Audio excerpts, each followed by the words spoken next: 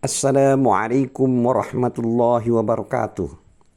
Alhamdulillahi rabbil alamin. Wassalatu wassalamu ala asrafil mursalin Sayyidina Muhammad wa ala alihi wa sahbihi ajma'in. Amma ba'du. A'udzu billahi minasyaitonir rajim. Bismillahirrahmanirrahim.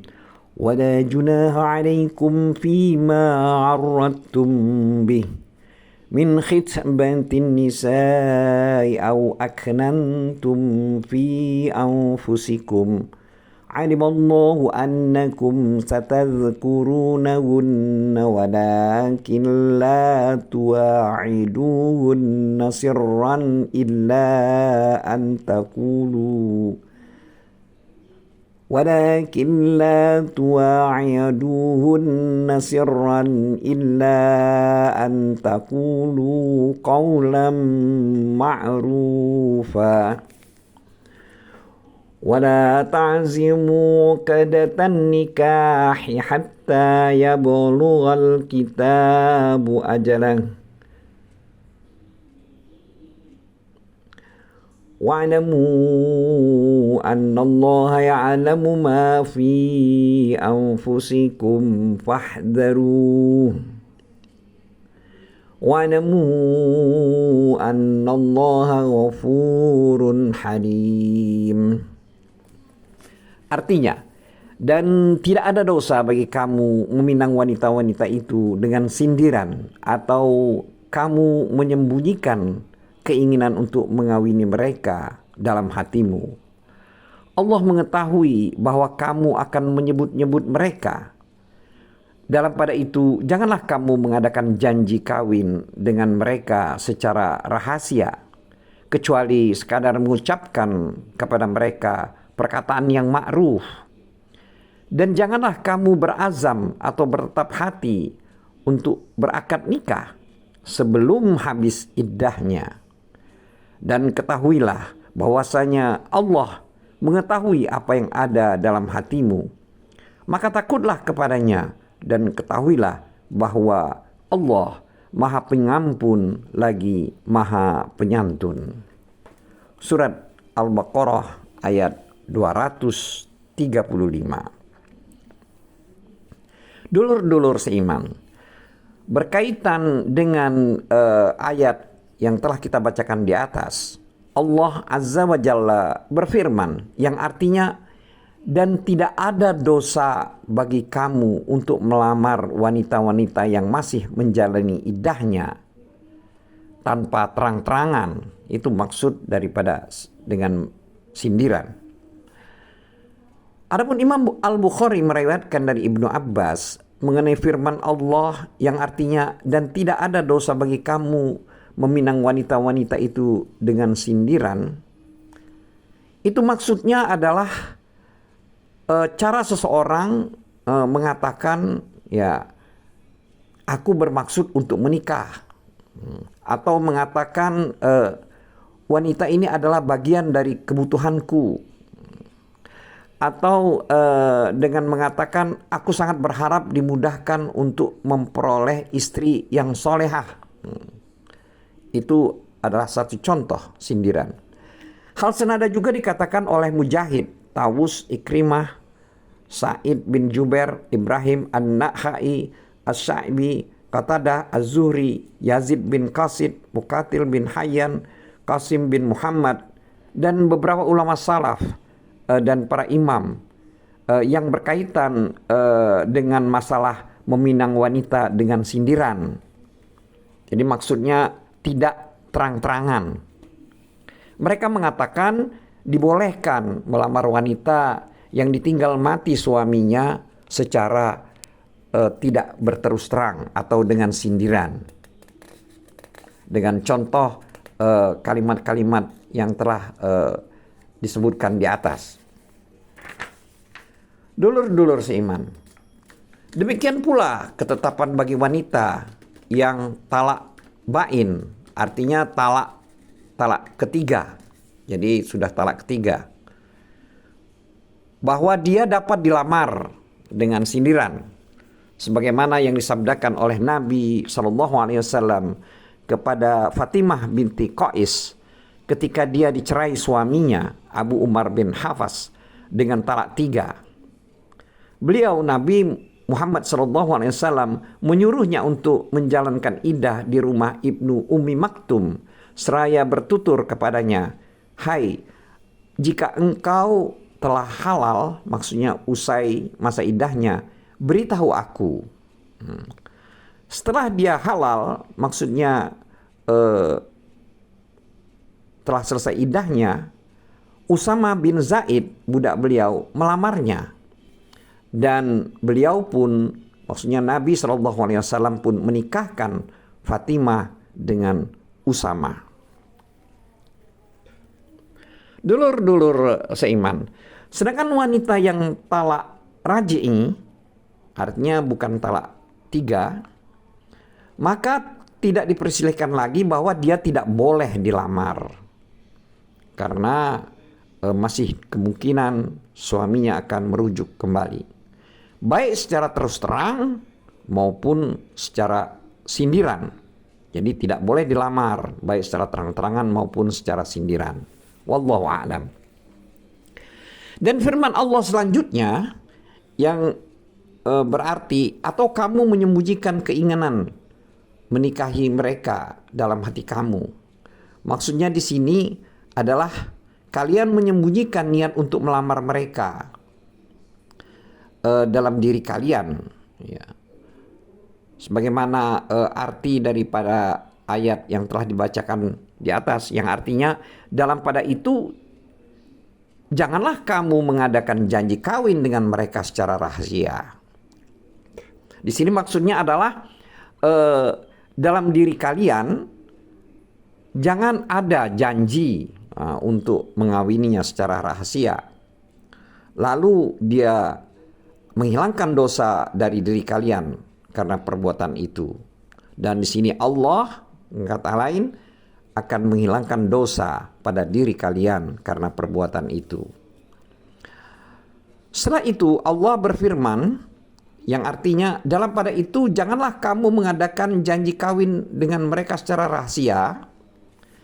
Di sini Abu Majlas, Abu Sya'sa, Jabir bin Zaid, Al-Hasan Basri, Ibrahim An-Nakhai, Qatadah Ad-Daha, Rabi Anas Sulaiman At-Taimi, Muqatil bin Hayyan, dan Asudi berkata, di situ berarti adalah zina, maksudnya kawin secara rahasia. Ini pengertian dari riwayat Al-Aufi dari Ibnu Abbas dan menjadi pilihan dari Ibnu Jarir. Jadi maksudnya kawin dengan secara rahasia itu diartikan adalah zina. Itu yang pengertian dari riwayat Al-Aufi dari Ibnu Abbas. Dan ini menjadi pilihan Ibnu Jarir. Sedangkan mengenai firman Allah, walakin la tu'iduhunna sirra. Jadi maksud dari ayat yang artinya pada itu kamu janganlah mengadakan janji kawin dengan mereka secara siri. Di sini Ali Abi Talhah menukilkan dari Ibnu Abbas, maksudnya adalah janganlah engkau mengatakan kepada wanita itu, aku benar-benar mencintaimu, berjanjilah kepadaku bahwa engkau tidak akan menikah dengan laki-laki lain. Jadi di sini menurut pengertian Ali bin Abi Talhah. Jadi maksud dari ayat atau kalimat pada ayat yang artinya dalam pada itu janganlah kamu mengadakan janji kawin dengan mereka secara rahasia. Jadi bukan zina, tapi adalah seolah-olah mengatakan janganlah engkau mengatakan kepada wanita itu, aku benar-benar mencintaimu, berjanjilah padaku bahwa engkau tidak akan menikah dengan laki-laki lain. Jadi itulah pengertian lain, yaitu pengertian dari Ali bin Abi Talhah. Demikian juga dinukilkan dari Sa'id bin Jubair, Asy-Sya'bi, Ikrimah, Abu Duha, Ad-Daha, Az-Zuhri, Mujahid, dan As-Sauri. Itu maksudnya adalah yaitu seorang laki-laki yang berjanji atau mengambil janji agar wanita itu tidak menikah dengan laki-laki lain. Itu yang dimaksud dari ayat tersebut. Dulur-dulur iman, diriwayatkan dari Mujahid, maksudnya di sini ayat tersebut adalah ucapan seorang lelaki kepada wanita yang kira-kira artinya, janganlah engkau meninggalkanku karena aku pasti akan menikahimu. Nah, hal yang tersebut itu dilarang. Allah melarang perbuatan yang demikian. Akan tetapi Allah menghalalkan lamaran serta ucapan dengan cara yang baik.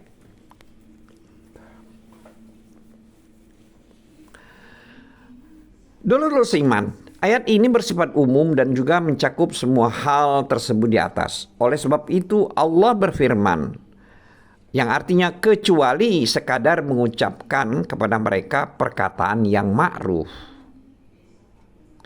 Di sini Ibnu Abbas, Mujahid, Sa'id bin Jubair, As-Sudi, Ats-Tsauri, dan Ibnu Zaid berkata, maksudnya adalah beberapa hal yang diperbolehkan dalam rangka pelamaran. Itu misalnya ucapan sesungguhnya aku tertarik padamu, dan atau ucapan-ucapan lainnya yang serupa. Muhammad bin Sirin berkata, pernah kutanyakan kepada Ubaidah, apakah makna firman Allah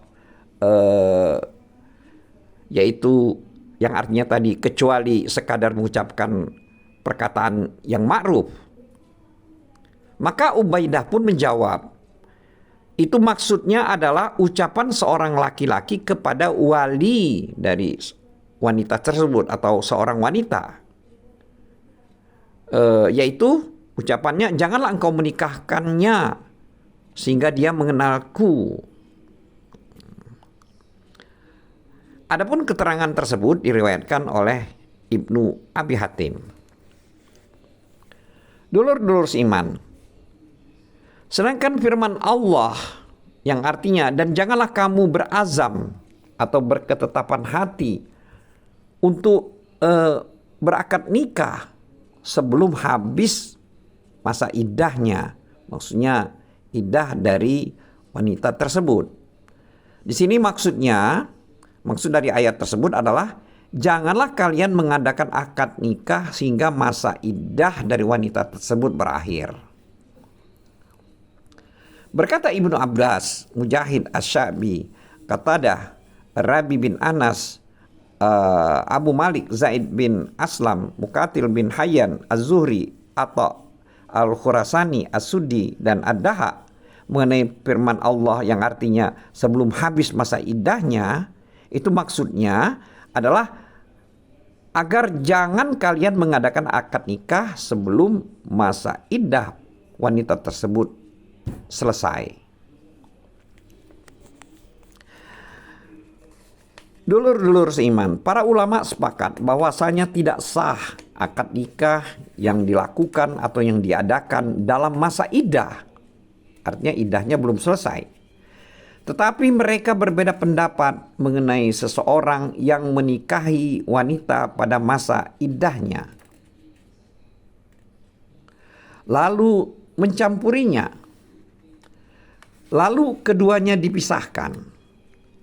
Apakah wanita itu haram bagi laki-laki itu selamanya? Mengenai hal ini, maka terdapat dua pendapat. Yaitu pertama, pendapat jumhur ulama yang mengatakan bahwa si wanita itu tidak haram baginya. Namun dia, si laki-laki, harus melamarnya kembali bila iddahnya telah selesai. Pendapat kedua adalah pendapat Imam Malik.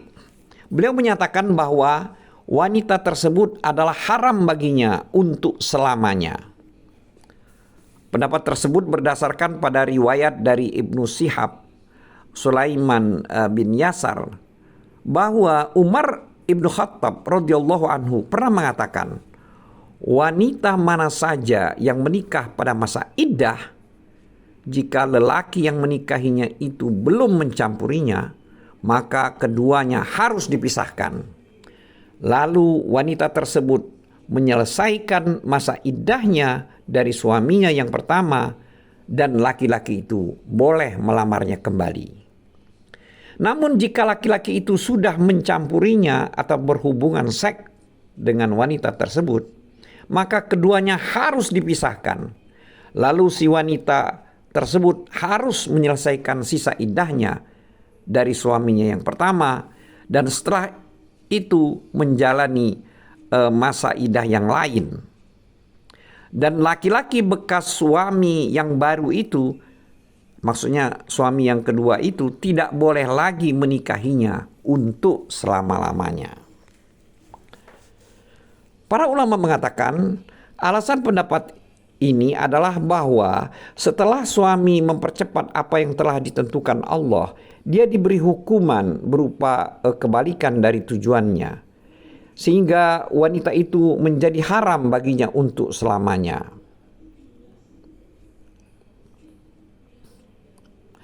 Seperti halnya pembunuh diharamkan dari harta warisan milik orang yang dibunuhnya. Dan telah diriwayatkan oleh Imam Asy-Syafi'i asar ini dari Imam Malik. Imam Baihaqi mengemukakan dia berpendapat demikian pada qaul qadim, yaitu pendapat yang lama, tetapi dia meninggalkannya dalam qaul jadid, jadi pendapat yang baru, maksudnya pendapat yang baru dari Imam Asy-Syafi'i. Yang demikian itu didasarkan pada ungkapan Ali bahwa wanita itu dihalalkan baginya. Berkaitan dengan hal tersebut, penulis maksudnya Ibnu Katsir mengatakan pendapat ini merupakan asar atau riwayat yang terputus dari Umar Ibnu Khattab.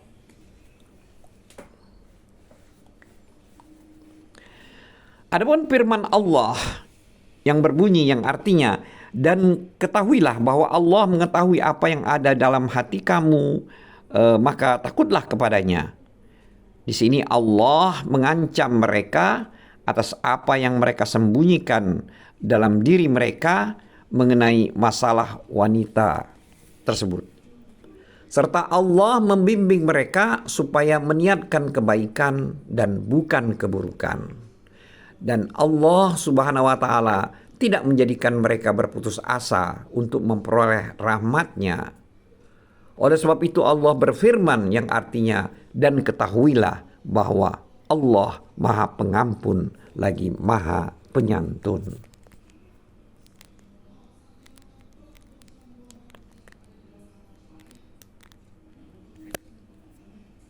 Wallahu a'lam bissawab. Wabillahi taufiq wal hidayah.